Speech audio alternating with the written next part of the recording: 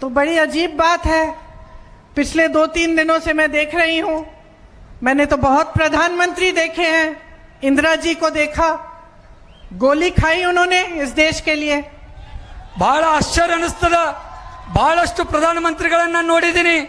ನನ್ನ ಅಜ್ಜಿ ಇಂದಿರಾ ಗಾಂಧಿ ಅವರು ಈ ದೇಶದ ಜನರಿಗೋಸ್ಕರ ತನ್ನ ಎದೆಗೆ ಗುಂಡನ್ನು ಹಾಕೊಂಡಿರ್ತಕ್ಕಂಥದನ್ನು ಕಂಡಿದ್ದೀನಿ। राजीव गांधी को देखा, शहीद हुए इस देश के लिए। ರಾಜೀವ್ ಗಾಂಧಿ ಅವರು ಈ ದೇಶದ ಸಲುವಾಗಿ ತಮ್ಮ ಪ್ರಾಣವನ್ನ ತ್ಯಾಗ ಮಾಡಿ ಹೋಗಿದ್ದಾರೆ। नरसिम्हा राव जी को देखा, मनमोहन सिंह जी को देखा, मेहनत करते हुए दिन रात को इस देश के लिए। ಮನಮೋಹನ್ ಸಿಂಗ್ ಅವರಾಗಿರ್ಬಹುದು, ನರಸಿಂಹರಾವ್ ಅವರಾಗಿರ್ಬಹುದು, ಈ ದೇಶವನ್ನ ಇಷ್ಟೊಂದು ಬಲಿಷ್ಠವಾಗಿ ಕಟ್ಟಬೇಕಾದ್ರೆ ಹಗಲು ರಾತ್ರಿ ಅವರು ಕೆಲಸ ಕಾರ್ಯಗಳನ್ನು ಮಾಡಿದ್ದಾರೆ। लेकिन मैंने पहला ऐसा प्रधानमंत्री देखा है बहनों और भाइयों, पहला देखा है जो आपके सामने आकर रोता है कि मुझे गाली लग रही है, मुझे गाली दे रहे हैं। आपके दुख सुनने के बजाय अपना दुखड़ा आपको सुनाते हैं। ನಾನು ಮೊದಲನೇ ಪ್ರಧಾನಮಂತ್ರಿಯನ್ನು ನೋಡ್ತಾ ಇದ್ದೀನಿ, ಜನರ ಕಷ್ಟಗಳನ್ನ ಕೇಳೋದ್ರ ಬಿಟ್ಟು ತನ್ನ ಕಷ್ಟಗಳನ್ನ ಜನರ ಮುಂದೆ ಹೇಳುವಂತ ಮೊದಲನೇ ಪ್ರಧಾನಮಂತ್ರಿ ಇವತ್ತು ಭಾರತ ದೇಶದಲ್ಲಿ ನಾವು ಕಾಣ್ತಾ ಇದ್ದೀವಿ। और किसी ने उनके ऑफिस में बैठकर एक लिस्ट बनाई है। अरे आपके दुखों की लिस्ट नहीं है वो आपकी समस्याओं की लिस्ट नहीं है। वो ये लिस्ट नहीं है कि किसानों की क्या समस्या है, हमें क्या करना। वो ये लिस्ट है कि मोदी जी को कितनी बार किसने गाली दी है। ಮೋದಿ ಅವರು ನಿಮ್ಮ ಸಮಸ್ಯೆಗಳು ಏನದಾವ ಅನ್ನುವಂಥದ್ದನ್ನ ಲಿಸ್ಟ್ ಮಾಡಂಗಿಲ್ಲ, ನಿಮ್ಗೆ ಏನ್ ಕಷ್ಟಗಳದಾವ ಅನ್ನುವಂಥದ್ದು ಲಿಸ್ಟ್ ಮಾಡಂಗಿಲ್ಲ। ಅದರ ಬದಲಾಗಿ ನನ್ನನ್ನ ಜನ ಎಷ್ಟು ಬೈಲಾಕತ್ತಾರ, ಯಾರು ಬೈಲಾಕತ್ತಾರ ಅನ್ನುವಂಥ ಲಿಸ್ಟ್ ಮಾಡಕತ್ತಾರ ಅವರು। कम से कम एक पन्ने पे फिट तो आ रही है। अगर मेरे परिवार को जो गालियां दी हैं इन लोगों ने, हम लिस्ट बनाना शुरू करें तो हम किताब पे किताब छपवा लेंगे। ಇವರಿಗೆ ಬೈದಿದ್ದ ನೋಡಿದ ಲಿಸ್ಟ್ ಮಾಡೋದಾದ್ರ ಒಂದು ಪೇಜ್ ಕೂಡ ಫುಲ್ ಆಗುವುದಿಲ್ಲ। ಆದ್ರೆ ನಮ್ಮ ಗಾಂಧಿ ಪರಿವಾರದ ಮೇಲೆ ಇವರು ಬೈದಿದ್ದು ನೋಡಿದ್ರ ಒಂದು ಪುಸ್ತಕಗಳನ್ನ ಬರೆಯುವಷ್ಟು ನಾವು ಹೇಳುವಷ್ಟು ಇದು ಅದ। आज यहाँ आकर मैं बहुत खुश हूँ बहनों और भाइयों। सबसे बड़ा धन्यवाद और स्वागत आपके लिए जो आप यहाँ आए हैं और इतनी कड़ी धूप में मेरा इंतजार कर रहे हैं। ಅಣ್ಣ ತಮ್ಮಂದಿರೇ ಮತ್ತು ಅಕ್ಕ ತಂಗಿಯರೇ, ತಾವೆಲ್ಲರೂ ಕೂಡ ಇಷ್ಟೊಂದು ಬಿಸಿಲಿನಲ್ಲಿ ಕೂಡ ನಮಗೋಸ್ಕರ ಇಲ್ಲಿ ಬಂದಿದ್ದೀರಿ। ತಮ್ಗೆಲ್ಲರಿಗೂ ಕೂಡ ನಾನು ಧನ್ಯವಾದಗಳನ್ನು ಹೇಳುವುದರ ಜೊತೆಗೆ ಕಾರ್ಯಕ್ರಮಕ್ಕೆ ಸ್ವಾಗತವನ್ನ ಕೋರುತ್ತೇನೆ। कितना सुंदर है आपका प्रदेश। कल मैंने यहाँ के जंगल देखे, उससे पहले मैं श्रृंगेरी गई थी, शारदा देवी गई, वहां देखा कितनी सुंदर नदी बह रही है। कितना सुंदर है, आपको बहुत गर्व होगा अपने प्रदेश पे। ನಿಮ್ಮ ಪ್ರದೇಶ ಎಷ್ಟು ಸುಂದರವಾದಂತ ಪ್ರದೇಶ। ಇಲ್ಲಿ ಬರುವಕ್ಕಿಂತ ಪೂರ್ವದಲ್ಲಿ ಶೃಂಗೇರಿಗೆ ಹೋಗಿದ್ದೆ, ಅಲ್ಲಿ ಕಾಡು ನೋಡಿದೆ, ಅಲ್ಲಿರುವಂತ ನದಿಗಳನ್ನ ನೋಡಿದೆ, ಇಲ್ಲಿರುವಂತ ಜನಸಾಗರವನ್ನು ನೋಡಿ ಅತ್ಯಂತ ಸಂತೋಷ ಆಗಿದೆ। और भगवान ने कितना दिया, यहाँ की नदियां दी, यहाँ के जो पहाड़ हैं वो दिए, यहाँ पे सोना भी है कोलार में। इतना दिया है भगवान ने प्रकृति को, इस प्रदेश को। ಈ ಒಂದು ಪ್ರದೇಶದಲ್ಲಿ ಭಗವಂತನು ಸಾಕಷ್ಟು ಕೊಟ್ಟಿದ್ದಾನೆ। ಈ ನಾಡಿಗೆ ಬಂಗಾರದ ನಾಡನ್ನು ಕೊಟ್ಟಿದ್ದಾನೆ। ಸಮುದ್ರಗಳಿದಾವೆ, ನದಿಗಳಿದಾವೆ, ಕಾಡುಗಳಿದಾವೆ, ಬಹಳ ಸುಂದರವಾದಂತ ಈ ಕರ್ನಾಟಕ ನಾಡು। और सबसे बड़ी चीज आपके प्रदेश के बारे में यह है कि आप सब मेरे कर्नाटका के भाइयों और बहनों मेहनती हैं, ईमानदार हैं। इस प्रदेश को आपने बनाया है। ಕರ್ನಾಟಕದ ಜನ ಬಹಳಷ್ಟು ಶ್ರಮಜೀವಿಗಳು, ಪ್ರಾಮಾಣಿಕತೆಯಿಂದ ದುಡಿಮೆ ಮಾಡತಕ್ಕಂತ ಜನಗಳು। ನಿಮ್ಮಿಂದ ಇಷ್ಟು ಸುಂದರವಾದಂತ ಕರ್ನಾಟಕವನ್ನ ಬೆಳವಣಿಗೆ ಮಾಡಲಿಕ್ಕೆ ಸಾಧ್ಯ ಆಗಿದೆ। इस प्रदेश की पहचान सिर्फ पूरे देश में नहीं, पूरी दुनिया में है। ಈ ಕರ್ನಾಟಕ ಕೇವಲ ಭಾರತ ದೇಶದಲ್ಲಿ ಅಷ್ಟೇ ಅಲ್ಲ, ಇಡೀ ವಿಶ್ವದಲ್ಲೇ ಮೆಚ್ಚುವಂತ ನಾಡು ಕರ್ನಾಟಕ ನಾಡು। श्री नारायण गुरु जी, श्री बसवन्ना जी जैसे महात्माओं के संदेश से आपकी संस्कृति बनी। ಇವತ್ತು ರಾಜ್ಯದಲ್ಲಿ ಶ್ರೀ ನಾರಾಯಣ್ ಗುರೂಜಿ ಬಸವಣ್ಣನಂತವರು ಕರ್ನಾಟಕ ನಾಡಿನಲ್ಲಿ ಒಂದು ಒಳ್ಳೆಯ ಸಂಸ್ಕೃತಿಯನ್ನ ಬೆಳೆಸಿಕೊಟ್ಟು ಹೋಗಿರ್ತಕ್ಕಂಥವ್ರು ಅಂತ ನಾಡು ಕರ್ನಾಟಕ ನಾಡು। आपकी जागरूकता सदियों पहले से है। ತಮ್ಮ ಈ ಒಂದು ಸಂಸ್ಕೃತಿ ಬಹಳಷ್ಟು ವರ್ಷಗಳಿಂದ ಬಂದಿರತಕ್ಕಂತ ಈ ಒಂದು ಪರಂಪರೆ। आज सब महिलाओं के बारे में बात करते हैं, हम सब कहते हैं महिलाओं को आगे बढ़ना चाहिए। श्री बसवन्ना जी ने यही बात सदियों पहले की। ನಾವೆಲ್ಲರೂ ಕೂಡ ಹೆಣ್ಮಕ್ಳ ಬಗ್ಗೆ ಮಾತನಾಡ್ತೀವಿ, ಹೆಣ್ಮಕ್ಳು ಕೂಡ ಪುರುಷರ ಹಾಗೆ ಮುಂದೆ ಬರಬೇಕು ಅಂತ ಮಾತನಾಡ್ತೀವಿ। ಇದೇ ವಿಷಯವನ್ನ ಬಸವಣ್ಣನವರು 12ನೇ ಶತಮಾನದಲ್ಲಿ ಹೇಳಿಕೊಟ್ಟಿದ್ದನ್ನ ನಾನು ಈ ಸಂದರ್ಭದಲ್ಲಿ ನೆನಪಿಸಿಕೊಡ್ತೀನಿ। आपकी परंपराएं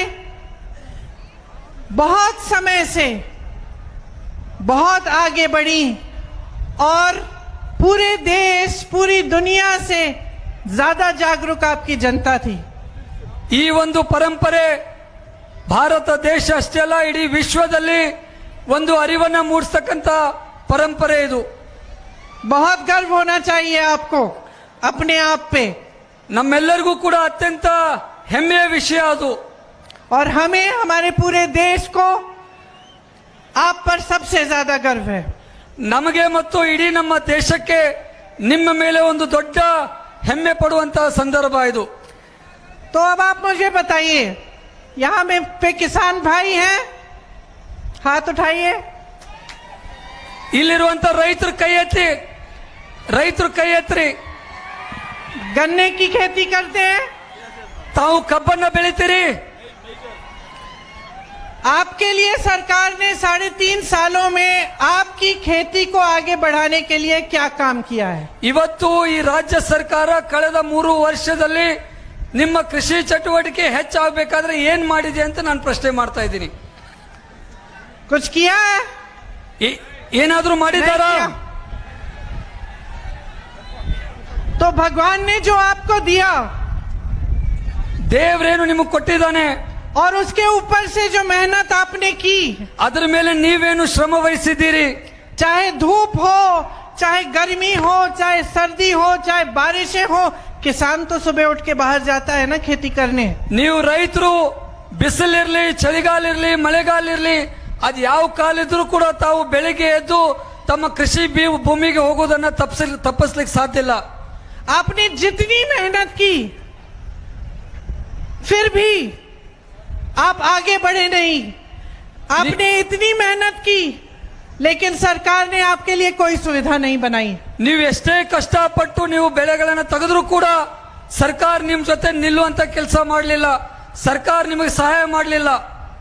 कभी कभी आपको लगता होगा कि आप मेहनत से ईमानदारी से काम कर रहे हैं, उसका फायदा ही क्या है?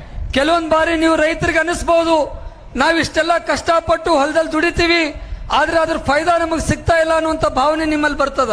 जब 25,000 रुपए एकड़ का टैक्स लगता है आप पे, जब खाद पे 5% GST लगता है, ट्रैक्टरों पे 12% लगता है, पेस्टिसाइड पे 18% लगता है, डीजल के दाम बढ़ के 98 रुपए हो जाते हैं, DAP की खाद आपको कम मिलती है, पहले 50 किलो मिलती थी अब 45 मिलती है।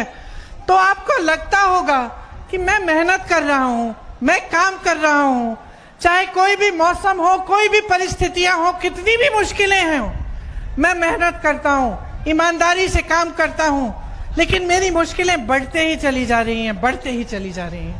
ನಿಮಗೆ ಅನ್ನಿಸಬಹುದು ನಾನು ಇಷ್ಟೆಲ್ಲ ಕಷ್ಟಪಟ್ಟು ದುಡಿತೀನಿ, ಜಮೀನಲ್ಲಿ ನಾನು ಶ್ರಮ ವಹಿಸ್ತೀನಿ, ಆದ್ರೆ ಏನ್ ಮಾಡೋದು, ಪ್ರತಿ ಎಕರೆಗೆ 25,000 ರೂಪಾಯಿ ಟ್ಯಾಕ್ಸ್ ಕಟ್ತೀವಿ, ನಾವು ತಗೊಳ್ತಕ್ಕಂಥ ಪ್ರತಿ ಗೊಬ್ಬರ ಮೇಲೆ ನಾವು ಟ್ಯಾಕ್ಸ್ ಕಟ್ತೀವಿ, ಉಪಯೋಗಿಸ್ತಕ್ಕಂಥ ಡೀಸೆಲ್ಗಳ ಮೇಲೆ ಟ್ಯಾಕ್ಸ್ ಕಟ್ತೀವಿ, ನಾವು ಉಪಯೋಗಿಸ್ತಕ್ಕಂಥ ಔಷಧಿಗಳ ಮೇಲೆ ಟ್ಯಾಕ್ಸ್ ಕಟ್ತೀವಿ, ಆದ್ರೆ ನಾವು ಪಡ್ತಕ್ಕಂಥ ಶ್ರಮಕ್ಕೆ ನಮಗೆ ಯಾವುದು ಫಾಯ್ದಾ ನಮಗೆ ಸಿಗ್ತಾ ಇಲ್ಲ। और मेरी बहनें यहाँ बैठी हैं, 1100 रुपए का एक सिलेंडर है, दुकान जाती हैं सब्जी खरीदने के लिए, खाने के सामान खरीदने के लिए, आधी चीजें छोड़ के आती होंगी क्योंकि पैसे कम पड़ जाते हैं, इतनी महंगाई बढ़ चुकी है। ಇಲ್ಲಿ ನಮ್ಮೆಲ್ಲ ಅಕ್ಕಂಗಿಯರು ಕುಂತಿದ್ದೀರಿ, ನೀವೆಲ್ಲ ಒಂದು ಸಿಲಿಂಡರ್ ಖರೀದಿ ಮಾಡ್ಬೇಕಾದ್ರೆ 1100 ರೂಪಾಯಿ ಕಟ್ತೀರಿ. ಯಾವುದೋ ಒಂದು ಕಿರಾಣಿ ಅಂಗಡಿಗೆ ಹೋಗಿ ಅಗತ್ಯ ವಸ್ತುಗಳನ್ನ ಬೆಲೆಯನ್ನ ಖರೀದಿ ಮಾಡಬೇಕು ಅಂತಂದ್ರೆ ಎಲ್ಲಾ ಸಾಮಾನುಗಳನ್ನು ತಗೊಳ್ಳುವಂತ ಶಕ್ತಿ ನಿಮಗಿರಂಗಿಲ್ಲ. ನಿಮ್ ಕಡೆ ದುಡ್ಡು ಕಡಿಮೆ ಬೀಳ್ತಾವ್. ಇಂಥ ಪರಿಸ್ಥಿತಿ ಇವತ್ತು ನಿರ್ಮಾಣ ಆಗೈತಿ. लेकिन हिम्मत से फिर भी आगे बढ़ती हैं, बाहर जाती हैं, जॉब करती हैं, या खेती में मदद करती हैं, या फिर अपनी बच्चियों को पढ़ाती हैं, लिखाती हैं। हिम्मत करके करती हैं ये काम, क्योंकि रोज इनकी मुश्किलें बढ़ रही हैं। ಆದ್ರೂ ನೀವು ಹೆಣ್ಮಕ್ಳು ಧೈರ್ಯದಿಂದ ಜೀವನವನ್ನ ಸಾಗಿಸ್ತಾ ಇದ್ದೀರಿ. ದಿನಗೂಲಿ ಮಾಡಿ ಜೀವನ ಮಾಡ್ತಾ ಇದ್ದೀರಿ, ನೌಕರಿ ಮಾಡಿ ಜೀವನ ಮಾಡ್ತಾ ಇದ್ದೀರಿ, ಕಷ್ಟಪಟ್ಟು ಮಕ್ಕಳಿಗೆ ವಿದ್ಯಾಭ್ಯಾಸ ಕೊಡ್ತಾ ಇದ್ದೀರಿ. ನಿಮ್ಮ ಧೈರ್ಯವನ್ನು ಯಾವ ಕಾಲಕ್ಕೂ ನೀವು ಕಡಿಮೆ ಮಾಡಿಲ್ಲ, ನಿಮ್ಮ ಜೀವನವನ್ನ ಮುಂದುವರಿಸ್ತಾ ಇದ್ದೀರಿ. और ये सबसे बड़ा बोझ जो होता है समाज का, महिलाएं उठाती हैं। ಇವತ್ತು ಸಮಾಜದಲ್ಲಿ ಅತಿ ಹೆಚ್ಚು ಜವಾಬ್ದಾರಿಯನ್ನ ಯಾರಾದ್ರೂ ಹೊತ್ತಿದ್ರೆ ಅದು ಹೆಣ್ಮಕ್ಳು ಅಂತಕ್ಕಂಥ ಮಾತನ್ನ ಹೇಳಲಿಕ್ಕೆ ಬಯಸ್ತೇನೆ. मैं जानती हूँ कि अगर आपको बाहर काम करना पड़ता है तब भी आपको घर पे आके घर का काम करना पड़ता है। रात को आखिरी सदस्य जो होता है परिवार का, जो सोता है वो महिला होती है। सब जब सो जाते हैं, जब सारा काम हो जाता है, तब महिला को सोने को मिलता है। ನನಗೆ ಅರ್ಥ ಆಗ್ತೈತಿ, ಹೆಣ್ಮಕ್ಳು ಹೊರಗಡೆ ಕೆಲಸ ಮಾಡೋಕ್ ಹೋದ್ರೂ ಕೂಡ ಮನೆ ಕೆಲಸ ಬಿಡಕ್ ಸಾಧ್ಯ ಇಲ್ಲ. ಹೊರಗಿನ ಕೆಲಸ ಮಾಡಿ ಮತ್ತು ಮನೆ ಕೆಲಸ ಮಾಡಿ ಎಲ್ಲರಿಗಿಂತ ಕೊನೆಯದಾಗಿ ಮಲ್ಕೊಳ್ತಕ್ಕಂಥವ್ರು ಅವರು ಮಹಿಳೆಯರು ಅಂತಕ್ಕಂಥ ಮಾತನ್ನು ಹೇಳ್ಬೇಕಾಗ್ತದ. यहाँ नौजवान कितने हैं? ಇಲ್ಲಿ ಎಷ್ಟು ಜನ ಯುವಕರಿದ್ದೀರಿ?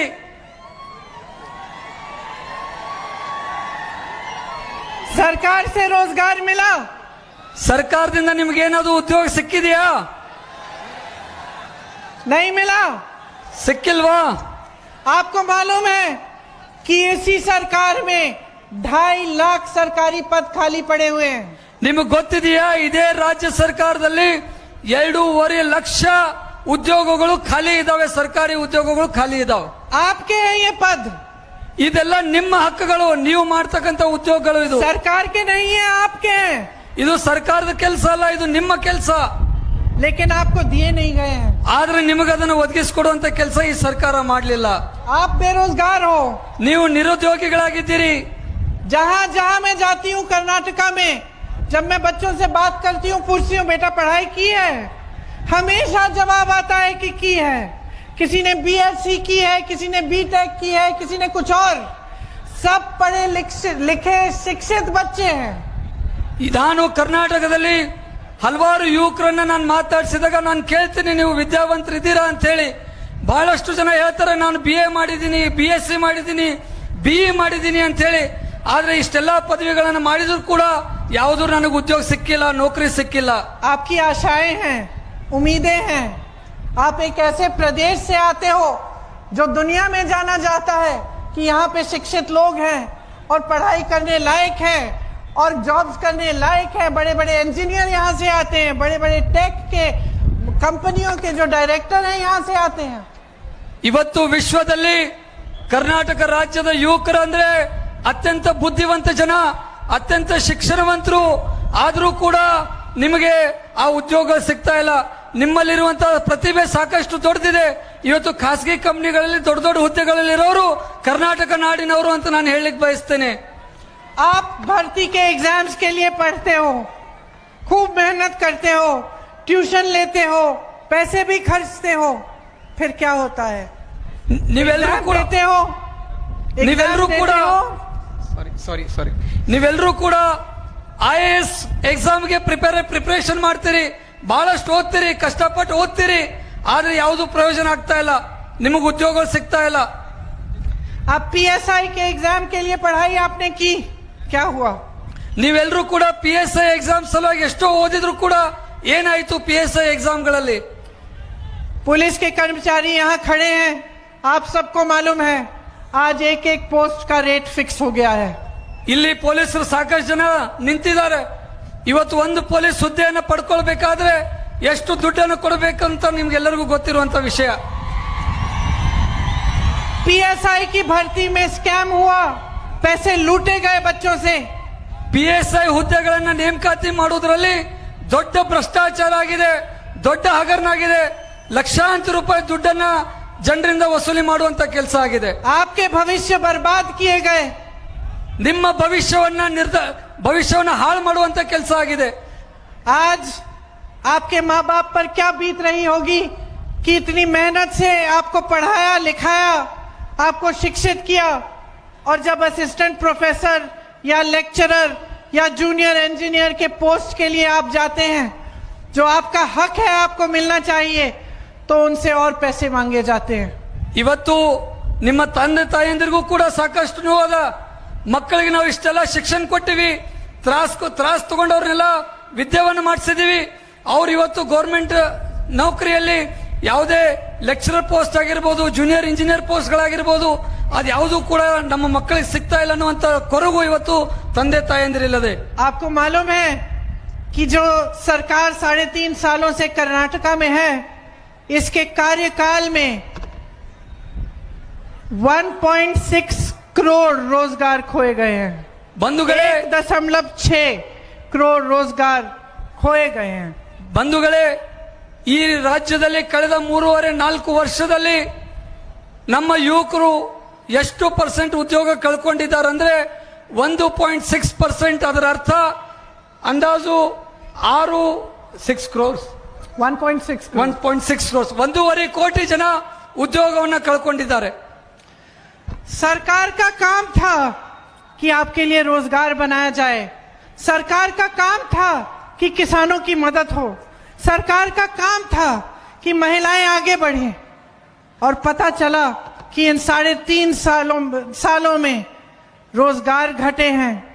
90 लाख छोटे कारोबार बंद हो गए हैं, जो मीडियम और स्मॉल इंडस्ट्रीज होती हैं, बंद हो गए हैं। 90 लाख खाली पद पड़े हैं, 2.5 लाख आपको दिए गए नहीं हैं। तो ये परिस्थितियां हैं आज कर्नाटका की। ಇವತ್ತು ಈ 3.5-4 ವರ್ಷದಲ್ಲಿ ಯುವಕರಿಗೆ ಉದ್ಯೋಗ ಸಿಗಬೇಕಾಗಿತ್ತು. 1.5 ಕೋಟಿ ಜನರಿಗೆ ಯುವಕರಿಗೆ ಉದ್ಯೋಗ ಸಿಗಲಿಲ್ಲ. ಸಣ್ಣ ಉದ್ಯೋಗಗಳು ಪ್ರಾರಂಭ ಆಗಬೇಕಾಗಿತ್ತು. ಅದರ ಬದಲಾಗಿ 90 ಲಕ್ಷ ಸಣ್ಣ ಉದ್ಯೋಗಗಳು ಬಂದಾಗಿದ್ದಾವೆ. ಮಹಿಳೆಯರಿಗೆ ಸಾಕಷ್ಟು ಅವಕಾಶ ಮಾಡಿಕೊಡಬೇಕಾಗಿತ್ತು, ಆದ್ರೆ ಈ ರಾಜ್ಯ ಸರ್ಕಾರ ಅವಕಾಶ ಮಾಡಿಕೊಡ್ಲಿಲ್ಲ. यहाँ तक मामला आ गया है कि इस सरकार का नाम ही 40% सरकारा बन चुका है। ಈ ರಾಜ್ಯದಲ್ಲಿ ಈ ಭಾರತೀಯ ಜನತಾ ಪಕ್ಷದ ಸರ್ಕಾರಕ್ಕೆ ಜನ 40% ಸರ್ಕಾರ ಅಂತ ಹೇಳಿ ಕರೀತಾ ಇದ್ದಾರೆ. कॉन्ट्रैक्टर आत्महत्या करते हैं, कोई कार्रवाई नहीं होती। ಕಾಂಟ್ರಾಕ್ಟರ್ ಆತ್ಮಹತ್ಯೆ ಮಾಡ್ಕೊಂಡ್ರು ಕೂಡ ಯಾವುದೇ ತನಿಖೆ ಆಗ್ತಾ ಇಲ್ಲ. विधायक के बेटे के घर में 8 करोड़ रुपए कैश मिलता है, कोई कार्रवाई नहीं। ಒಬ್ಬ ಶಾಸಕನ ಮಗನ ಮನೆಯಲ್ಲಿ 8 ಕೋಟಿ ರೂಪಾಯಿ ಸಿಕ್ಕರೂ ಕೂಡ ಯಾವುದೇ ರೀತಿಯಾದಂತ ಶಿಕ್ಷೆ ಇಲ್ಲ. उल्टा उनके पिताजी परेड निकालते हैं कि मैं विधायक हूं, मेरा बेटा कुछ भी कर सकता है, रोक के देखो। ಅದರ ಬದಲಾಗಿ ಆ ಶಾಸಕ ಜೈಲಿನಿಂದ ಹೊರಗೆ ಬಂದರೂ ಕೂಡ ದೊಡ್ಡ ಮೆರವಣಿಗೆ ಮಾಡೋದ್ರ ಮುಖಾಂತರ ನನ್ನನ್ನು ಯಾರು ಏನೂ ಕೂಡ ಮಾಡಕ್ ಆಗುದಿಲ್ಲ ಅನ್ನುವ ರೀತಿಯಲ್ಲಿ ನಡ್ಕೊಳ್ತಾನೆ.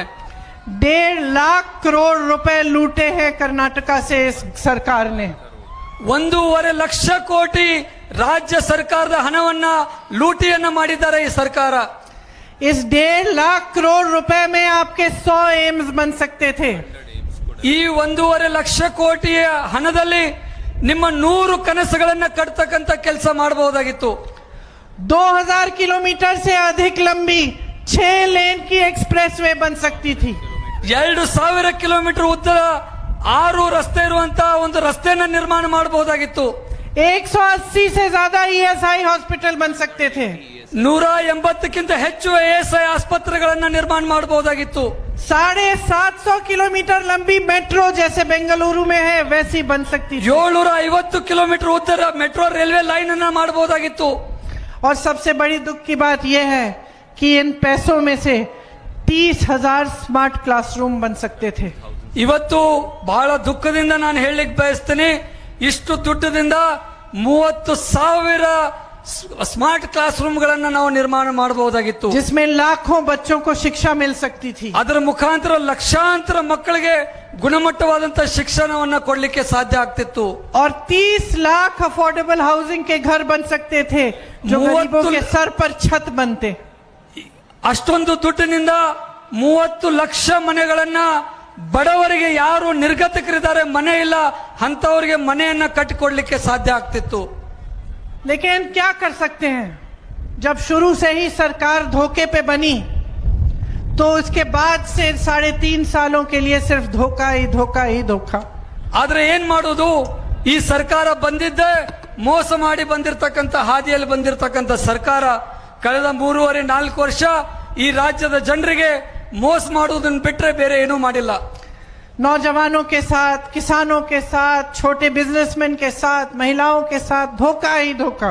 ಯುವಕರ ಜೊತೆ, ಮಹಿಳೆಯರ ಜೊತೆ, ಸಣ್ಣ ಸಣ್ಣ ವ್ಯಾಪಾರಸ್ಥರ ಜೊತೆ, ರೈತರ ಜೊತೆ ಎಲ್ರಿಗೂ ಕೂಡ ಮೋಸ ಮಾಡುವಂತ ಕೆಲಸ ಈ ಸರ್ಕಾರದಿಂದ ನಡೀತಾ ಇದೆ. SC, ST, OBC के जो आरक्षण है उनके साथ भी धोखा. ಇವತ್ತು SC, ST ಜನ ಆಗಿರ್ಬೋದು, OBC ಜನ ಆಗಿರ್ಬೋದು, ಅಲ್ಪಸಂಖ್ಯಾತ ಜನ ಆಗಿರ್ಬೋದು, ಅವ್ರಿಗೂ ಕೂಡ ಮೋಸ ಆಗ್ತಾ ಇದೆ. कांग्रेस की सरकार ने नागमोहन दास कमेटी बनाई थी.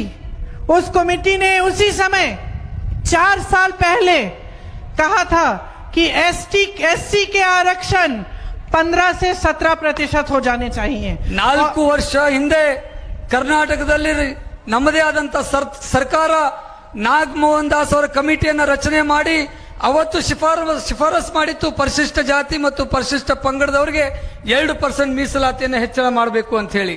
4 साल पहले कहा था. 3.5 सालों से इनकी सरकार है, इन्होंने कुछ नहीं किया. ನಾವು 4 ವರ್ಷದ ಹಿಂದೆ ಹೇಳಿದ್ರು ಕೂಡ ಈ ಸರ್ಕಾರ ಕಳೆದ 3.5 ವರ್ಷದಿಂದ ಆ ಒಂದು ಶಿಫಾರಸನ್ನ ಗಣನೆಗೆ ತೆಗೆದುಕೊಳ್ಳಲಿಲ್ಲ. जब राहुल गांधी जी ने अपनी भारत जोड़ो यात्रा में ये कहना शुरू किया तब अचानक ये लोग जाग गए. यहाँ पे कर्नाटका में कहने लगे कि आरक्षण को हम बढ़ाएंगे. ರಾಹುಲ್ ಗಾಂಧಿ ಅವರು ಭಾರತ ಜೋಡೋ ಯಾತ್ರೆಯ ಮುಖಾಂತರ ಈ ವಿಷಯವನ್ನು ಎತ್ತಿದಾಗ ಅವತ್ತು ಈ ಜನ ಭಾರತೀಯ ಜನತಾ ಪಕ್ಷದ ಸರ್ಕಾರ ಎಚ್ಚೆತ್ತುಕೊಂಡು ಇದರ ಮೇಲೆ ಕೆಲಸವನ್ನ ಪ್ರಾರಂಭ ಮಾಡ್ಲಿಕ್ಕೆ ಶುರು ಮಾಡಿದ್ರು. और धोखे से यहाँ पे ये बात फैला दी कि आरक्षण बढ़ाए जाएंगे, सीलिंग 50% से ज्यादा होंगे. लेकिन इन्हीं की सरकार केंद्र में थी, अभी भी है. और 14 मार्च 2023 को इन्हीं की सरकार ने कहा संसद में कि ऐसा कभी नहीं हो सकता. ಇದೇ ಸರ್ಕಾರ ರಾಜ್ಯದ ಜನರಿಗೆ ಸುಳ್ಳು ಭರವಸೆಯನ್ನು ಕೊಟ್ಟರು, ಮೀಸಲಾತಿಯನ್ನು ಹೆಚ್ಚಳ ಮಾಡ್ತೀವಿ ಅಂತ ಹೇಳಿ, 50%ಗಿಂತ ಹೆಚ್ಚು ಮೀಸಲಾತಿ ಮಾಡ್ತೀವಿ ಅಂತ ಹೇಳಿ. ಆದ್ರೆ 14 ಮಾರ್ಚ್ ತಾರೀಕಿನ ದಿವಸ ಇದೇ ಕೇಂದ್ರ ಸರ್ಕಾರ ಇವರು ಸಚಿವರು ಅದನ್ನ ಮಾಡ್ಲಿಕ್ಕೆ ಸಾಧ್ಯ ಇಲ್ಲ ಅಂತಕ್ಕಂಥ ಮಾತನ್ನು ಹೇಳಿದ್ದಾರೆ. तो 3.5 सालों के लिए आपको सिर्फ यही मिला, धोखेबाजी, झूठ, लूट. ಸೊ ಈ ಕಳೆದ 3 ವರ್ಷದಲ್ಲಿ ರಾಜ್ಯದ ಜನರಿಗೆ ಕೊಟ್ಟಿದ್ದೇನಪ್ಪಾ ಅಂತಂದ್ರೆ ಸುಳ್ಳು ಭರವಸೆಗಳು, ಮೋಸ ಮಾಡುವುದು ಮತ್ತು ರಾಜ್ಯ ಸರ್ಕಾರದ ಹಣವನ್ನ ಲೂಟಿ ಮಾಡುವುದು. अब चुनाव आ गया, ಈಗ ಚುನಾವಣೆ ಬಂದಾಗಿದೆ.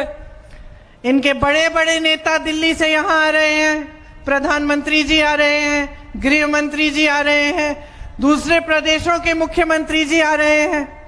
ಈ ಚುನಾವಣೆ ಸಂದರ್ಭದಲ್ಲಿ ಇವರ ರಾಷ್ಟ್ರ ನಾಯಕರುಗಳು, ಪ್ರಧಾನಮಂತ್ರಿಗಳಾಗಿರ್ಬೋದು, ಗೃಹ ಸಚಿವರಾಗಿರ್ಬೋದು ಮತ್ತು ಬೇರೆ ಬೇರೆ ರಾಜ್ಯದ ಮುಖ್ಯಮಂತ್ರಿಗಳು ಇವತ್ತು ಕರ್ನಾಟಕ ರಾಜ್ಯಕ್ಕೆ ಚುನಾವಣೆ ಪ್ರಚಾರಕ್ಕೆ ಬರ್ತಾ ಇದ್ದಾರೆ. लेकिन बेचारों की परिस्थिति देखिए, यहाँ आते हैं, आपकी समस्याओं को के बारे में बोलने की हिम्मत नहीं कर सकते.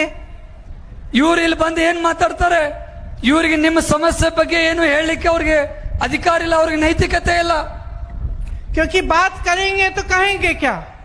अगर आपके बारे में बात करनी है, अगर किसानों की बात करनी है तो कहेंगे क्या? ಅವರೆಲ್ಲ ಇಲ್ಲಿ ಪ್ರಚಾರಕ್ಕೆ ಬಂದಾಗ ಏನಂತ ಹೇಳ್ಬೇಕು, ಈ ಸರ್ಕಾರ ಏನ್ ಮಾಡೈತೆ ಅಂತ ಹೇಳ್ಬೇಕು. ಅವ್ರಿಗೆ ಹೇಳಲಿಕ್ಕೆ ಏನು ವಿಷಯಗಳಿಲ್ಲ. अगर महिलाओं की बात करनी है, नौजवानों की बात करनी है, विकास की, प्रगति की बात करनी है तो कहेंगे क्या? ಈ ರಾಜ್ಯದ ಜನರ ಬಗ್ಗೆ, ಮಹಿಳೆಯರ ಬಗ್ಗೆ, ಯುವಕರ ಬಗ್ಗೆ, ರೈತರ ಬಗ್ಗೆ ಏನಾದ್ರೂ ಹೇಳ್ಬೇಕಂದ್ರೆ ಏನ್ ಹೇಳ್ತಾರ ಅವರು? ಅವ್ರಿಗೆ ಹೇಳಲಿಕ್ಕೆ ಏನು ಮುಖ ಇಲ್ಲ. तो ये कोशिश कर रहे हैं कि ये चुनाव आपकी समस्याओं पे न लड़ा जाए, आपकी जो संघर्ष है, आपकी मेहनत है, आपकी इच्छाएं हैं, आपका भविष्य है, इस पे न लड़ा जाए. ಈ ಒಂದು ಚುನಾವಣೆಯಲ್ಲಿ ನಿಮ್ಮ ಸಮಸ್ಯೆಗಳನ್ನ ಯಾವ ರೀತಿ ಬಗೆಹರಿಸಬೇಕು, ನಿಮಗೆ ಏನು ಕೆಲಸಗಳನ್ನು ಮಾಡಬೇಕು, ನಿಮ್ಮ ಅಭಿವೃದ್ಧಿ ಯಾವ ರೀತಿ ಮಾಡಬೇಕು, ನೀವು ಪಟ್ಟಿರ್ತಕ್ಕಂಥ ಶ್ರಮದಿಂದ ಏನು ಫಲ ಸಿಗಬೇಕು ಅನ್ನೋದ್ರ ಬಗ್ಗೆ ಇವರು ಮಾತನಾಡುವುದಿಲ್ಲ. तो बड़ी अजीब बात है, पिछले 2-3 दिनों से मैं देख रही हूं, मैंने तो बहुत प्रधानमंत्री देखे हैं. इंदिरा जी को देखा, गोली खाई उन्होंने इस देश के लिए. ಬಹಳ ಆಶ್ಚರ್ಯ ಅನಿಸ್ತದ. ಬಹಳಷ್ಟು ಪ್ರಧಾನಮಂತ್ರಿಗಳನ್ನ ನೋಡಿದ್ದೀನಿ. ನನ್ನ ಅಜ್ಜಿ ಇಂದಿರಾ ಗಾಂಧಿ ಅವರು ಈ ದೇಶದ ಜನರಿಗೋಸ್ಕರ ತನ್ನ ಎದೆಗೆ ಗುಂಡನ್ನು ಹಾಕೊಂಡಿರ್ತಕ್ಕಂಥದನ್ನು ಕಂಡಿದ್ದೀನಿ. राजीव गांधी को देखा, शहीद हुए इस देश के लिए. ರಾಜೀವ್ ಗಾಂಧಿ ಅವರು ಈ ದೇಶದ ಸಲುವಾಗಿ ತಮ್ಮ ಪ್ರಾಣವನ್ನ ತ್ಯಾಗ ಮಾಡಿ ಹೋಗಿದ್ದಾರೆ. नरसिम्हा राव जी को देखा, मनमोहन सिंह जी को देखा, मेहनत करते हुए दिन रात को इस देश के लिए. ಮನಮೋಹನ್ ಸಿಂಗ್ ಅವರಾಗಿರ್ಬಹುದು, ನರಸಿಂಹರಾವ್ ಅವರಾಗಿರ್ಬಹುದು, ಈ ದೇಶವನ್ನ ಇಷ್ಟೊಂದು ಬಲಿಷ್ಠವಾಗಿ ಕಟ್ಟಬೇಕಾದ್ರೆ ಹಗಲು ರಾತ್ರಿ ಅವರು ಕೆಲಸ ಕಾರ್ಯಗಳನ್ನು ಮಾಡಿದ್ದಾರೆ. लेकिन मैंने पहला ऐसा प्रधानमंत्री देखा है बहनों और भाइयों, पहला देखा है जो आपके सामने आकर रोता है कि मुझे गाली लग रही है, मुझे गाली दे रहे हैं. आपके दुख सुनने के बजाय अपना दुखड़ा आपको सुनाते हैं. ನಾನು ಮೊದಲನೇ ಪ್ರಧಾನಮಂತ್ರಿಯನ್ನು ನೋಡ್ತಾ ಇದ್ದೀನಿ. ಜನರ ಕಷ್ಟಗಳನ್ನ ಕೇಳೋದು ಬಿಟ್ಟು ತನ್ನ ಕಷ್ಟಗಳನ್ನ ಜನರ ಮುಂದೆ ಹೇಳುವಂತ ಮೊದಲನೇ ಪ್ರಧಾನಮಂತ್ರಿ ಇವತ್ತು ಭಾರತ ದೇಶದಲ್ಲಿ ನಾವು ಕಾಣ್ತಾ ಇದ್ದೀವಿ. और किसी ने उनके ऑफिस में बैठकर एक लिस्ट बनाई है. अरे आपके दुखों की लिस्ट नहीं है वो आपकी समस्याओं की लिस्ट नहीं है. वो ये लिस्ट नहीं है कि किसानों की क्या समस्या है, हमें क्या करना. वो ये लिस्ट है कि मोदी जी को कितनी बार किसने गाली दी है. ಮೋದಿ ಅವರು ನಿಮ್ಮ ಸಮಸ್ಯೆಗಳು ಏನದಾವ ಅನ್ನುವಂಥದ್ದನ್ನ ಲಿಸ್ಟ್ ಮಾಡಂಗಿಲ್ಲ, ನಿಮ್ಗೆ ಏನ್ ಕಷ್ಟಗಳದಾವ ಅನ್ನುವಂಥದ್ದು ಲಿಸ್ಟ್ ಮಾಡಂಗಿಲ್ಲ. ಅದರ ಬದಲಾಗಿ ನನ್ನನ್ನ ಜನ ಎಷ್ಟು ಬೈಲಾಕತ್ತಾರ, ಯಾರು ಬೈಲಾಕತ್ತಾರ ಅನ್ನುವಂಥ ಲಿಸ್ಟ್ ಮಾಡಕತ್ತಾರ ಅವರು. कम से कम एक पन्ने पे फिट तो आ रही है. अगर मेरे परिवार को जो गालियां दी हैं इन लोगों ने, हम लिस्ट बनाना शुरू करें तो हम किताब पे किताब छपवा लेंगे. ಇವರಿಗೆ ಬೈದಿದ್ದು ನೋಡಿದ ಲಿಸ್ಟ್ ಮಾಡೋದಾದ್ರ ಒಂದು ಪೇಜ್ ಕೂಡ ಫುಲ್ ಆಗುವುದಿಲ್ಲ. ಆದ್ರೆ ನಮ್ಮ ಗಾಂಧಿ ಪರಿವಾರದ ಮೇಲೆ ಇವರು ಬೈದಿದ್ದು ನೋಡಿದ್ರ ಒಂದು ಪುಸ್ತಕಗಳನ್ನ ಬರೆಯುವಷ್ಟು ನಾವು ಹೇಳುವಷ್ಟು ನಾವು ಇದು ಅದ. हिम्मत करो मोदी जी, मेरे भाई से सीखो. ಧೈರ್ಯ ಮಾಡ್ರಿ ಮೋದಿಜಿ ಅವರೇ, ನನ್ನ ರಾಹುಲ್ ಗಾಂಧಿ ಅವರಿಂದ ತಿಳ್ಕೊಳ್ರಿ ನೀವು. मेरा भाई कहता है गाली क्या, मैं गोली खाऊंगा इस देश के लिए. ನನ್ನ ತಮ್ಮ ಅಣ್ಣ ಹೇಳ್ತಾನೆ ಈ ದೇಶದ ಸಲುವಾಗಿ ಗಾಲಿ ಅಷ್ಟೇ ಅಲ್ಲ ಗೋಲಿ ಸುಲಿಗೆ ತಗೊಳ್ಳಿಕ್ಕೆ ನಾನು ಸಿದ್ಧನಿದ್ದೀನಿ ಅಂತ ಹೇಳಿ. मेरा भाई कहता है सच्चाई के लिए मैं खड़ा रहूंगा. तुम गाली दो, गोली दो, छुरा मारो, कुछ भी कर लो. ರಾಹುಲ್ ಗಾಂಧಿ ಅವರು ಹೇಳ್ತಾರೆ ಈ ದೇಶದ ಜನರಿಗೋಸ್ಕರ ಎಷ್ಟು ಬೇಕಾದಷ್ಟು ನೀವು ಬೈದಾಡ್ಕೊಳ್ರಿ, ಎಷ್ಟು ಬೇಕಾದಷ್ಟು ನನ್ನ ಅಪಮಾನ ಮಾಡ್ರಿ, ನನ್ನನ್ನು ಬೇಕಾದ್ರೆ ಗೋಲಿ ಹಾಕ್ರಿ, ಆದ್ರೆ ನಾನು ಮಾತ್ರ ರಾಜ್ಯದ ಜನರಿಗೆ ಸತ್ಯದ ಪರವಾಗಿ ನಾನು ನಡ್ಕೋದೆಂದೂ ಬಿಡೋದಿಲ್ಲ ಅಂತಕ್ಕಂಥ ಮಾತನ್ನು ಹೇಳ್ಬೇಕಾಗ್ತದೆ. घबराओ मत मोदी जी, घबराओ मत. ये सार्वजनिक जीवन है, मोदी ये सब सहना पड़ता है, हिम्मत रखनी पड़ती है, आगे बढ़ना पड़ता है. ಮೋದಿ ಅವರೇ ಅನ್ಸ್ಬೇಡಿ, ಇದು ಸಾರ್ವಜನಿಕ ಜೀವನ, ಇವೆಲ್ಲ ನಡೆಯೋದು ಸಹಜ. ಇದನ್ನು ನೀವು ಎದುರಿಸಬೇಕಾಗ್ತದ, ಧೈರ್ಯವನ್ನು ಇಟ್ಕೊಳ್ಬೇಕಾಗ್ತದ. ನೀವ್ಯಾಕೆ ಅನ್ಸ್ತೀರಿ? और क्योंकि आज मैं आपसे बात कर रही हूं, मैं ये भी बता दूं कि एक और चीज आप अगर सीख जाएं तो बहुत अच्छा होगा. जनता की आवाज सुनिए. ನಾನು ತಮ್ಮಲ್ಲಿ ಮನವಿ ಮಾಡ್ಕೊಳ್ತೀನಿ, ನೀವೇನಾದ್ರೂ ಕಲಿಬೇಕಾಗಿದ್ರೆ ಜನರ ಆವಾಜನ್ನ ಕೇಳ್ರಿ, ಜನ ಏನ್ ಹೇಳ್ತಿದ್ದಾರೆ ಅನ್ನೋದು ಕೇಳ್ರಿ. ये जो मेरी बहनें बैठी हैं, जो महंगाई से जूझ रही हैं, जो सुबह से शाम तक काम करती हैं, लेकिन आप कोई सुविधा नहीं देते इनको, इनकी बात सुनिए. ಇಲ್ಲಿ ಕೂತಿರುವಂತ ಮಹಿಳೆಯರು ಕಷ್ಟಪಟ್ಟು ದಿನ ನೀವು ದುಡಿತೀರಿ, ಆದ್ರೆ ನಿಮಗೆ ಯಾವುದೇ ರೀತಿಯಾದಂತ ಸೌಲಭ್ಯವನ್ನು ಕೊಡ್ತಾ ಇಲ್ಲ. इनके लिए, इनके बच्चों के लिए, इनके स्वास्थ्य के लिए, इनको आगे बढ़ने के लिए कुछ करिए. ನಿಮ್ಮ ಬೆಳವಣಿಗೆ ಆಗಲಿ, ನಿಮ್ಮ ಮಕ್ಕಳ ಬೆಳವಣಿಗೆ ಆಗಲಿ, ನಿಮ್ಮ ಕುಟುಂಬಕ್ಕೆ ಯಾವುದೇ ರೀತಿಯಾದಂತ ಕಲ್ಯಾಣ ಮಾಡುವಂತ ಕೆಲಸ ಈ ಸರ್ಕಾರ ಮಾಡ್ತಾ ಇಲ್ಲ. ये मेरे गन्ने के किसान भाई यहाँ बैठे हैं, इनकी बात सुनिए, इनका दुख सुनिए. ಇಲ್ಲಿ ಕೂತಿರುವಂತ ಕಬ್ಬು ಬೆಳೆಗಾರರ ಸಮಸ್ಯೆಯನ್ನು ಕೇಳಿ, ಇಲ್ಲಿ ಕೂತಿರುವಂತ ಕೃಷಿಕರ ಸಮಸ್ಯೆಗಳನ್ನು ಕೇಳಿ, ಅವರ ಕಷ್ಟಗಳನ್ನು ಕೇಳ್ರಿ.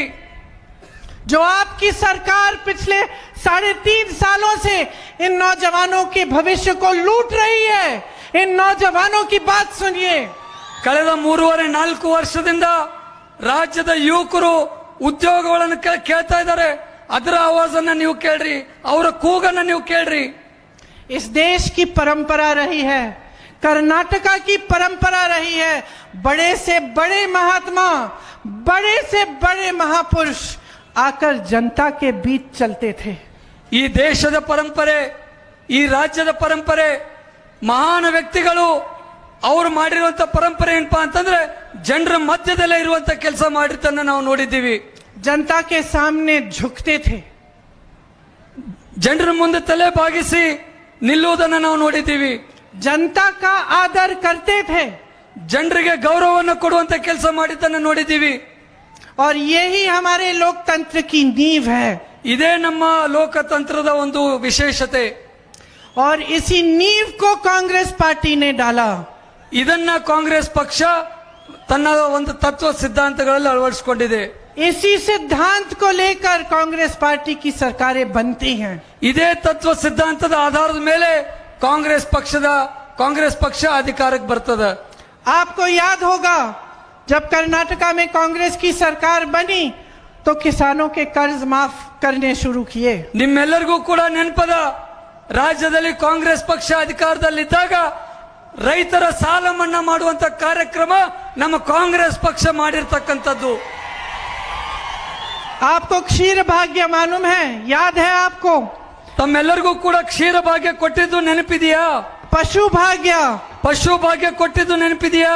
किसानों के लिए कृषि भाग्य, ರೈತರಿಗೋಸ್ಕರ ಕೃಷಿ ಭಾಗ್ಯ ಕೊಟ್ಟಿದ್ದು ನೆನಪಿದೆಯಾ? आपकी स्वास्थ्य सुविधाओं के लिए आरोग्य भाग्य, ತಮ್ಮೆಲ್ಲರ ಆರೋಗ್ಯದ ಸಲುವಾಗಿ ಆರೋಗ್ಯ ಭಾಗ್ಯವನ್ನು ಕೊಟ್ಟಿದ್ದು ನೆನಪಿದೆಯಾ? आपकी शिक्षा के लिए विद्याश्री, ನಿಮ್ಮ ಶಿಕ್ಷಣಗೋಸ್ಕರ ವಿದ್ಯಾಶ್ರೀ ಯೋಜನೆಯನ್ನು ಕೊಟ್ಟಿದ್ದು ನೆನಪಿದೆಯಾ? इंदिरा कैंटीन खाने के लिए, ಬಡವರು 3 ಹೊತ್ತು ಅನ್ನ ತಿನ್ನುವ ಸಲುವಾಗಿ ಇಂದಿರಾ ಕ್ಯಾಂಟೀನ್ ಕೊಟ್ಟಿದ್ದು ನೆನಪಿದೆಯಾ? आपको याद होगा कि जब कांग्रेस की सरकार थी तो आपके लिए सुविधाएं थी. ಈ ರಾಜ್ಯದಲ್ಲಿ ಕಾಂಗ್ರೆಸ್ ಪಕ್ಷ ಅಧಿಕಾರ ನಡೆಸುವಾಗ ತಮ್ಮೆಲ್ಲರಿಗೂ ಕೂಡ ಅನುಕೂಲ ಆಗ್ತಕ್ಕಂತ ಕಾರ್ಯಕ್ರಮಗಳನ್ನ ಕೊಟ್ಟಿದೆ. कल धारवाड़ में मैं एक बहन से मिली, मैंने उनसे पूछा, उन्होंने मुझे बताया कि पहले अन्न भाग्य में जो चावल मिलती थी वो खाने लायक थी. कहती है कि आज जो मिलता है वो खाने लायक ही नहीं है. ನಿನ್ನೆ ನಾನು ಧಾರವಾಡದಲ್ಲಿ ಒಬ್ಬ ಮಹಿಳೆ ಜೊತೆ ಮಾತನಾಡುವಂತ ಸಂದರ್ಭದಲ್ಲಿ ನಾನು ಕೇಳಿದೆ.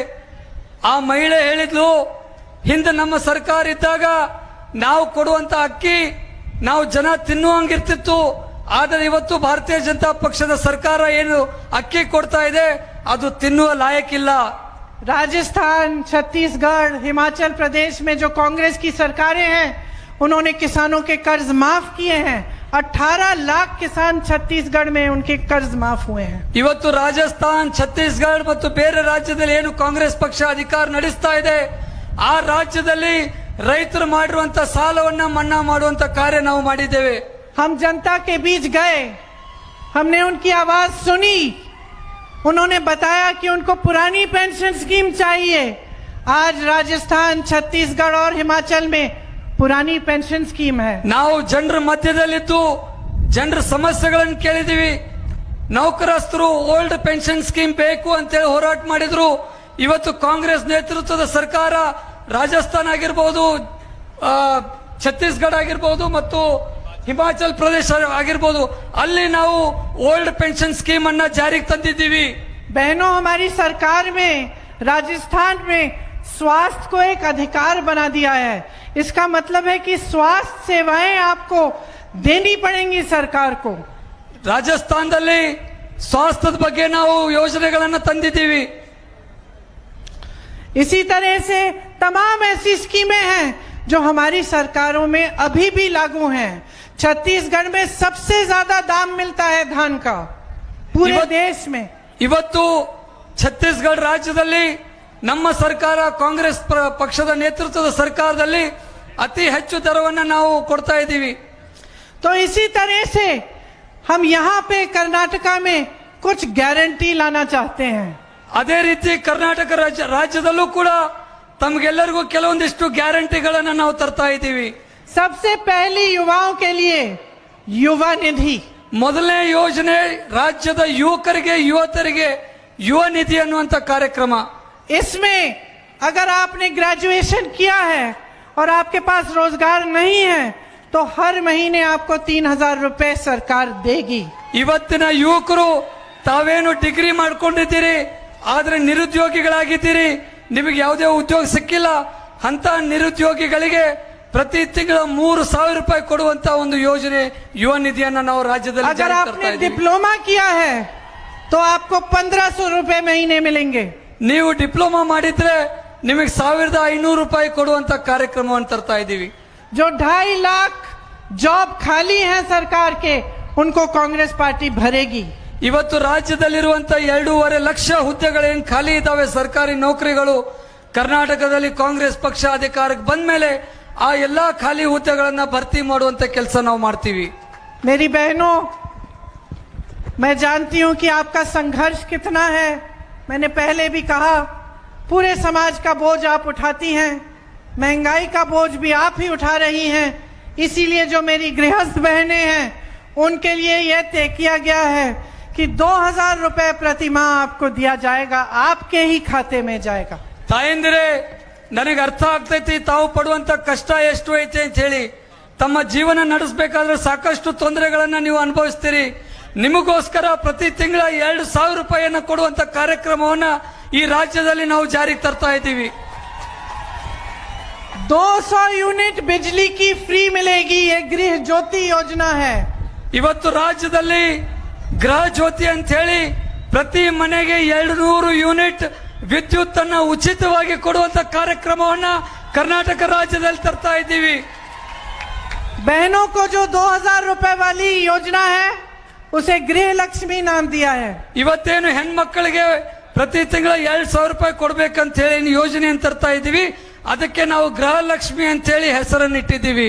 अन्न भाग्य में आपको 10 किलो चावल मिलेगा।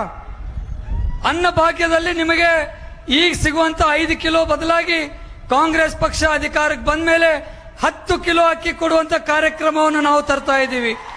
और सबसे बड़ी गारंटी ये है कि कांग्रेस पार्टी की अगर सरकार बनेगी तो लूट बंद होगी, ईमानदारी से काम किया जाएगा, आपके प्रति समर्पित होगी वो सरकार और 100% प्रगति लाएगी। ಇವತ್ತು ರಾಜ್ಯದಲ್ಲಿ ಕಾಂಗ್ರೆಸ್ ಪಕ್ಷದ ನೇತೃತ್ವದ ಸರ್ಕಾರ ಆದ್ರೆ ನಾವು ಭ್ರಷ್ಟಾಚಾರ ನಿರ್ಮೂಲನೆಯನ್ನು ಮಾಡ್ತಕ್ಕಂಥ ಕೆಲಸ ಮಾಡ್ತೀವಿ, ಪಾರದರ್ಶಕವಾದಂತಹ ಒಂದು ಆಡಳಿತವನ್ನು ತರ್ತೀವಿ, ನಿಮ್ಮೆಲ್ಲರಿಗೂ ಕೂಡ ಪ್ರಾಮಾಣಿಕವಾಗಿ ಒಂದು ಪ್ರಗತಿಯನ್ನ ಕೊಡುವಂತ ಕೆಲಸ ಮಾಡ್ತೀವಿ। और आखिर में बहनों और भाइयों मैं ये कहना चाहती हूं कि देखिए, हम मंच पे खड़े होकर आपको बहुत सारे वादे कर सकते हैं, दूसरी पार्टी के नेता भी आते हैं, वो भी ऐसे वादे करते होंगे। आपको अनुमान लगाना पड़ेगा, आपको देखना पड़ेगा कि सच्चाई क्या है। और आज हमारे देश में, हमारे प्रदेश में ये परिस्थिति आई है कि अगर राजनीति की सच्चाई आप लोग पहचान नहीं पाओगे तो भविष्य में देश का, प्रदेश का बहुत नुकसान होगा। ಬಂಧುಗಳೇ, ಇವತ್ತು ರಾಜ್ಯದಲ್ಲಿ ಚುನಾವಣೆ ನಡೀತಾ ಇದೆ, ನಾವು ಕೂಡ ನಿಮಗೆ ಕೆಲವೊಂದಿಷ್ಟು ಭರವಸೆಗಳನ್ನು ಕೊಟ್ಟಿದ್ದೀವಿ, ನಮ್ಮ ಹಾಗೆ ಇನ್ನಿತರ ಪಕ್ಷದವರು ಕೂಡ ನಿಮಗೆ ಕೆಲವೊಂದಿಷ್ಟು ಭರವಸೆಗಳನ್ನು ಕೊಡ್ತಾರೆ। ಆದ್ರೆ ನೀವು ರಾಜ್ಯದ ಜನರು ಅರ್ಥ ಮಾಡ್ಕೊಳ್ಬೇಕು, ಯಾರು ಸತ್ಯವನ್ನು ಹೇಳ್ತಾರೆ, ಯಾರು ನುಡಿದಂಗೆ ನಡೀತಾರೆ ಅಂತಕ್ಕಂಥದನ್ನ ನೀವು ಅರ್ಥ ಮಾಡ್ಕೊಳ್ಬೇಕು। तो मैं आपसे अपना वोट नहीं मांगूंगी, मैं आपसे जागरूकता मांग रही हूं, दृढ़ता मांग रही हूं। मैं मांग रही हूं कि आप देखें दूसरी पार्टियां आपके लिए क्या करती हैं, कांग्रेस पार्टी ने क्या किया। मैं मांग रही हूं कि आप समझें कि अगर हम गारंटी आपको दे रहे हैं तो हमने अपने दूसरे प्रदेशों में किया या नहीं किया। मैं मांग रही हूं कि इस देश के लिए, अपने प्रदेश के लिए, अपने बच्चों के भविष्य को मजबूत बनाने के लिए आप जागरूक बन जाएं। आप ध्यान से सोच समझ के ये वोट डालें, और जब कांग्रेस पार्टी को आपका वोट डलेगा तो आप खुद देखेंगे कि प्रदेश में प्रगति आएगी, आपके लिए सुविधाएं बनेंगी, आपका जीवन अच्छा बनेगा, संघर्ष कम होगा। ಬಂಧುಗಳೇ, ಇವತ್ತು ನಾನು ಕೇವಲ ಮತಯಾಚನೆ ಮಾಡ್ಲಿಕ್ಕೆ ಬಂದಿಲ್ಲ, ತಮ್ಮಲ್ಲಿ ಒಂದು ಅರಿವನ್ನು ಮೂಡಿಸ್ಲಿಕ್ಕೆ ಬಂದಿದ್ದೀನಿ. ಯಾವ ಪಕ್ಷ ತಮ್ಮಗೋಸ್ಕರ ಕೆಲಸ ಮಾಡ್ತದೆ ಅಂತಕ್ಕಂಥದ್ದನ್ನು ತಾವು ಅರ್ಥ ಮಾಡ್ಕೊಳ್ಬೇಕು. ಬರುವಂತ ದಿನಮಾನಗಳಲ್ಲಿ ನಾವು ಕೊಟ್ಟಿರುವಂತ ಭರವಸೆಗಳನ್ನ ಈ ರಾಜ್ಯದಲ್ಲಿ ಜಾರಿಗೆ ತರುವಂತ ಕೆಲಸ ಮಾಡ್ತೀವಿ. ಇದೇ ರೀತಿ ಕೆಲವೊಂದಿಷ್ಟು ಭರವಸೆಗಳನ್ನ ಬೇರೆ ರಾಜ್ಯದಲ್ಲಿ ನಾವು ಜಾರಿಯಲ್ಲಿ ತಂದಿದ್ದೀವಿ. ಆ ಒಂದು ಜಾಗೃತಿಯನ್ನು ನಾನು ನಿಮ್ಮಲ್ಲಿ ಮೂಡಿಸುವಂತ ಕೆಲಸ ಮಾಡ್ತಾ ಇದ್ದೀನಿ. तो पूरी श्रद्धा से, आपके प्रति श्रद्धा से मैं इस सभा को समाप्त करती हूं, ये कहकर कि सब आप ही के हाथों में है। आपका अपना भविष्य, अपना प्रदेश, अपना देश आपके हाथों में है। इस बात को समझिए, गहराई से समझिए, और एक नई मजबूत सरकार बनाइए जो आपके लिए विकास लाए। ಇವತ್ತು ರಾಜ್ಯ ಮತ್ತು ದೇಶ ಬಲಿಷ್ಠವಾಗಿ ಕಟ್ಟಬೇಕಾದ್ರೆ ಆ ಶಕ್ತಿ ನೀವು ಹೊಂದಿದ್ದೀರಿ. ನೀವು ಅರ್ಥ ಮಾಡ್ಕೊಳ್ಬೇಕು. ನೀವು ಈ ರಾಜ್ಯವನ್ನು ಕಟ್ಟಬೇಕು, ಈ ದೇಶ ಕಟ್ಟಬೇಕು, ಈ ದೇಶದಲ್ಲಿ ಪ್ರಗತಿ ಆಗಬೇಕು ಅಂತ ಒಂದು ಕಾರ್ಯ ಆಗಬೇಕಾದ್ರೆ ನಮ್ಮ ಪಕ್ಷ ಅಧಿಕಾರಕ್ಕೆ ಬರಬೇಕು. आप सबने इतनी ध्यान से मेरी बातें सुनी। एक बात मैं भूल गई, मेरी बहनों, आपके लिए है कि अगर हमारी सरकार आएगी तो बस के जितने भी टिकट हैं आपके लिए फ्री। ಬಂಧುಗಳೇ, ನಾನು ಒಂದ್ ಮಾತನ್ನು ಹೇಳುವುದು ಮರ್ತು ಬಿಟ್ಟೆ. ತಾವೆಲ್ಲರೂ ಕೂಡ ಬಹಳ ತಾಳ್ಮೆಯಿಂದ ನನ್ನ ಮಾತು ಕೇಳಿದ್ದೀರಿ. ಇಲ್ಲಿ ಕೂತಂತ ಎಲ್ಲ ಮಹಿಳೆಯರಿಗೆ ನಾನು ಹೇಳ್ತೀನಿ, ನೀವು ಪ್ರಯಾಣ ಮಾಡ್ತಕ್ಕಂಥ ಬಸ್ಗಳಲ್ಲಿ, ಸರ್ಕಾರಿ ಬಸ್ಗಳಲ್ಲಿ ಇನ್ನು ಮುಂದೆ ನೀವು ಉಚಿತವಾಗಿ ಪ್ರಯಾಣ ಮಾಡುವಂತ ವ್ಯವಸ್ಥೆಯನ್ನ ಜಾರಿಯಲ್ಲಿ ತರ್ತಾ ಇದ್ದೀವಿ. आपका रिश्ता मेरे परिवार के साथ, कांग्रेस पार्टी के साथ, हमारे नेताओं के साथ एक भरोसा का रिश्ता रहा। उस रिश्ते को कायम रखने के लिए हम सब यहाँ हैं, और हम सब उस भरोसे को नहीं तोड़ेंगे। आपको बहुत बहुत धन्यवाद। जय कर्नाटका।